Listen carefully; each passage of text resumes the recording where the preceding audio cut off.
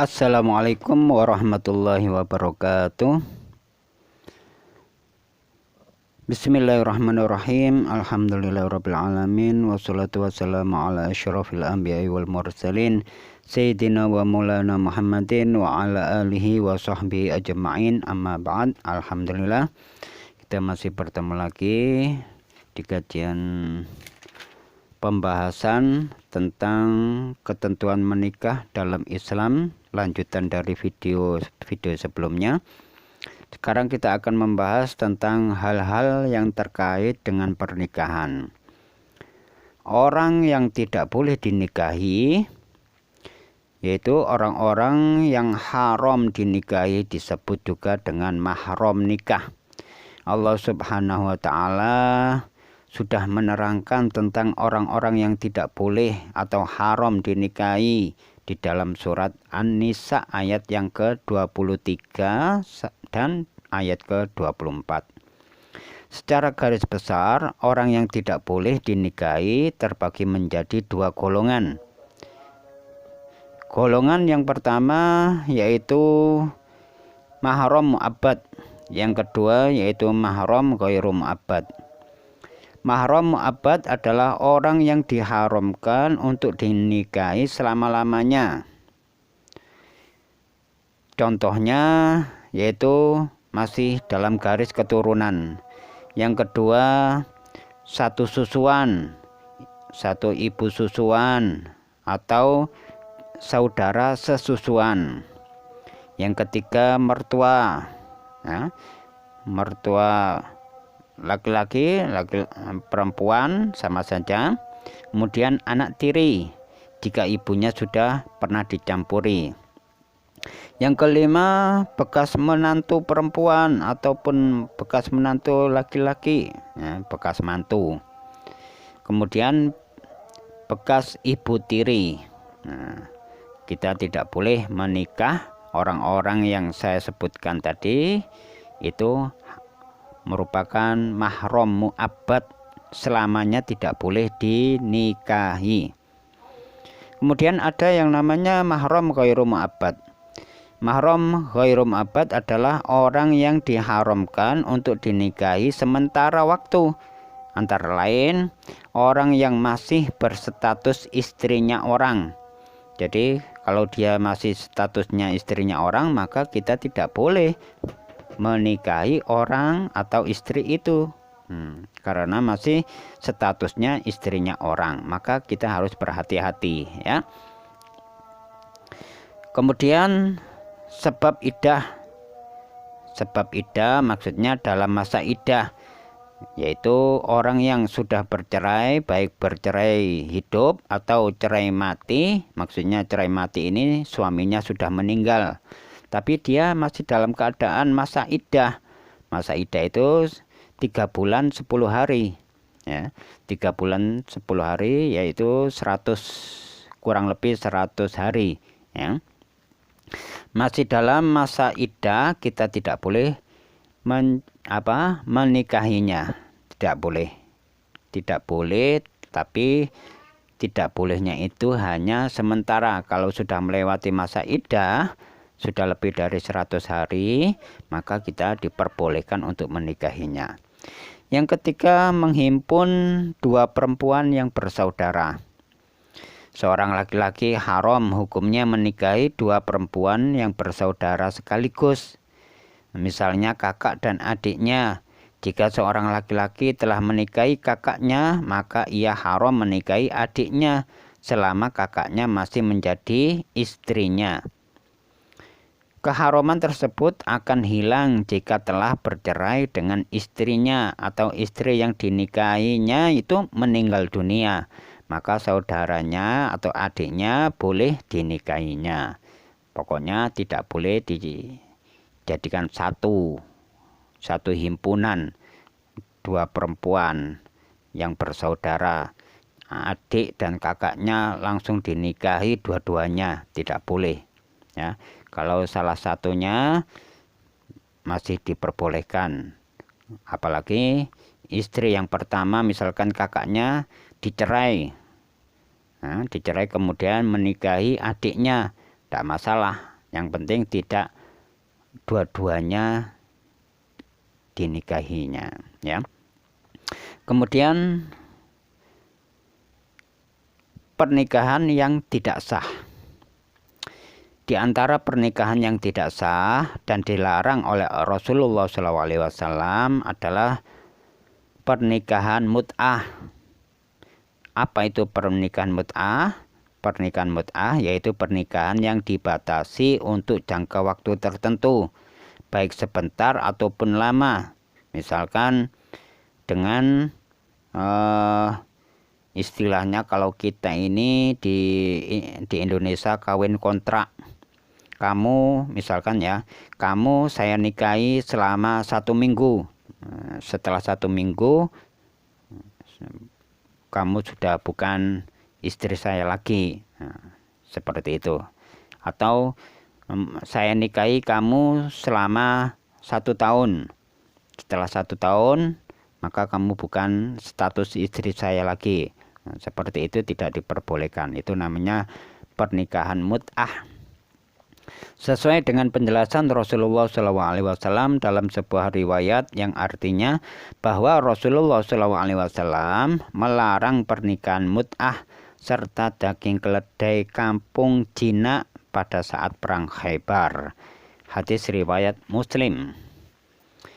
Kemudian pernikahan syikor, yaitu pernikahan dengan persyaratan barter tanpa pemberian mahar. Dalam sebuah hadis Rasulullah SAW bersabda yang artinya sesungguhnya Rasulullah SAW melarang nikah syikor. Artinya nikah syikor yaitu seorang bapak menikahkan seorang dengan putrinya dengan syarat bahwa seseorang itu harus menikahkan dirinya dengan putrinya tanpa mahar di antara keduanya. Hadis riwayat Muslim. Jadi ijol-ijolan, ya. Anaknya dia dinikahkan dengan bapaknya yang akan dinikahinya. Ijol-ijolan tanpa mahar sama sekali tidak diperbolehkan. Kemudian pernikahan muhalil. Muhalil yaitu pernikahan seorang wanita yang telah ditalak 3 kali oleh suaminya, yang karenanya diharamkan untuk rujuk kepadanya. Kemudian wanita itu dinikahi laki-laki lain dengan tujuan untuk menghalalkan dinikahi lagi oleh mantan suaminya. Jadi ada akad, ya, akad supaya untuk bagaimana caranya saya bisa kembali lagi dengan mantan istri saya ini, karena sudah ditalak 3 kali. Menyewa orang agar dinikahi sebentar, kemudian dicerai. Setelah dicerai kembali lagi dengan suami yang pertama, tidak boleh, ya. Dengan akad seperti itu, dengan niatan seperti itu tidak diperbolehkan. Kalau tidak ada niatan seperti itu, maka diperbolehkan, ya. Karena Rasulullah SAW melaknat muhalil dan muhallallahu. Hadis riwayat Tirmidzi. Kemudian pernikahan orang yang ikhram. Orang yang sedang ikhram yaitu pernikahan orang yang sedang melaksanakan ikhram, baik itu ikhram haji maupun ikhram umrah, serta belum memasuki waktu tahallul. Rasulullah SAW bersabda, orang yang sedang melakukan ihram tidak boleh menikah dan menikahkan. Hadis riwayat Muslim. Kemudian pernikahan dalam masa iddah. Maksudnya yaitu pernikahan di mana seseorang laki-laki menikah dengan seorang perempuan yang sedang dalam masa iddah, baik karena perceraian ataupun karena perceraian suaminya telah meninggal dunia. Itu tersirat dalam surat Al-Baqarah ayat ke-235. Kemudian pernikahan tanpa wali. Nah, ini dilarang, ya. yaitu pernikahan yang dilakukan seorang laki-laki dengan wanita tanpa seizin walinya. Rasulullah SAW bersabda yang artinya tidak ada nikah kecuali dengan wali dan 2 orang saksi. Hadis riwayat Ibnu Hibban. Kemudian yang tidak diperbolehkan lagi pernikahan dengan wanita kafir. Maksudnya wanita wanita yang selain Islam. Maka kita tidak boleh menikah dengan wanita selain Islam. Selain juga wanita-wanita ahli kitab. Zaman dulu ada ahli kitab ya. Sekarang ini sudah bisa dikatakan tidak ada. Nah, itu tersirat dalam surat Al-Baqarah ayat 221. Assalamualaikum warahmatullahi wabarakatuh. Yang dilarang Bismillahirrahmanirrahim. Mahram. Alhamdulillahirabbil alamin wassalatu wassalamu ala asyrafil anbiya'i wal mursalin sayyidina wa maulana Muhammadin wa ala alihi wa sahbihi ajma'in, amma ba'd. Alhamdulillah kita masih membicarakan tentang memiliki sikap kritis. Kita ke bab yang lain, hadis talak yang terkait berpikir secara kritis dan rujuk. Dalam Islam, pada pelaksanaan pernikahan sikap dan pikiran yang kritis diperlukan karena akan munculnya seseorang yang ahli ilmu khususnya dalam ilmu agama.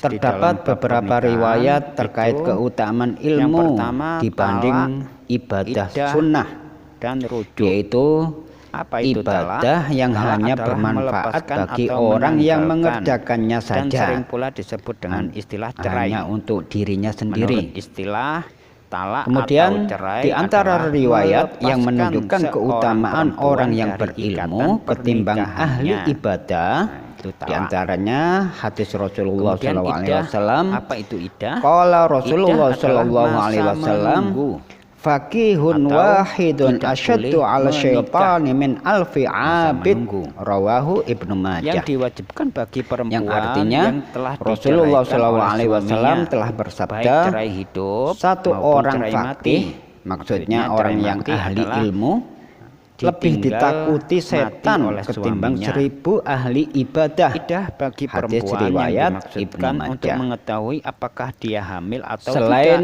tidak. riwayat itu ada banyak hadis Apabila lain hamil, yang menunjukkan anak keutamaan tersebut orang yang adalah anak suami berilmu. yang menceraikannya. Misalnya Rasul pernah mengatakan majelis fikih lebih baik ketimbang ibadah 60 tahun.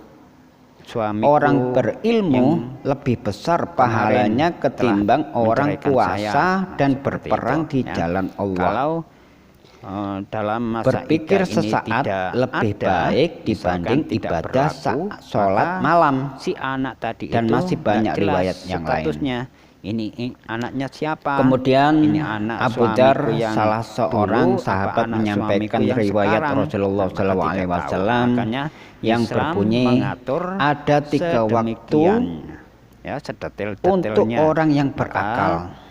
Hukum yang pertama untuk bermunajat kepada Tuhannya, selama yang kedua 100 hari, untuk menghisab 3 bulan, dirinya, 10 hari, mengoreksi dirinya. Kalau yang ketiga untuk memikirkan 3 ciptaan bulan 10 Allah. hari, maka si wanita dalam tadi kesempatan lain yang Rasulullah SAW SAW bersabda kepada Abu Dar, itu maksudnya, wahai Abu Dar, sholat 2 rakaat yang dilakukan dengan perenungan dan pemikiran atau sehingga menghasilkan kehadiran hati, itu adalah lebih baik dari sholat malam qiyamul lail yang hatinya lalai. Sebelum diceraikan. Tentang pentingnya berpikir, Sayyidina Ali pun, sebab Sayyidina Ali bin Abi Thalib berpendapat, dan hanya ini meneruskan pendapatnya pernikahan yang Imam selama kita Sayyidina Ali bin Abi Thalib itu yaitu belum sampai melewati suaminya idah, ya, sebelum Fatimah masa idahnya ya, selesai, maka jadi mantunya Rasulullah SAW.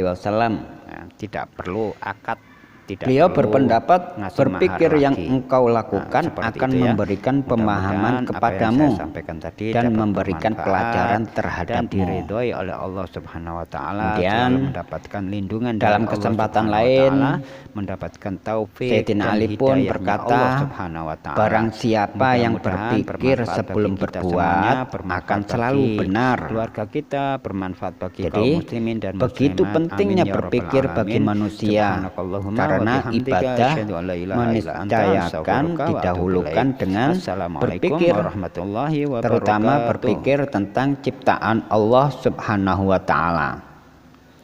Pernah juga Sayyidina Ali berkata, tidak ada ibadah yang lebih utama seperti berpikir akan ciptaan Allah Subhanahu wa taala. Ada sekilas info bahwasanya Rasulullah SAW telah menggambarkan sebagai makhluk ciptaan dalam bentuk yang terbaik, manusia itu dikaruniai 4 hal sebagai permata di dalam dirinya. Yang pertama adalah akal, sebagaimana disebutkan dalam hadis Rasulullah SAW yang artinya ada 4 permata dalam tubuh manusia yang dapat hilang karena 4 hal. 4 permata tersebut adalah 1. Akal, 2. Agama, 3.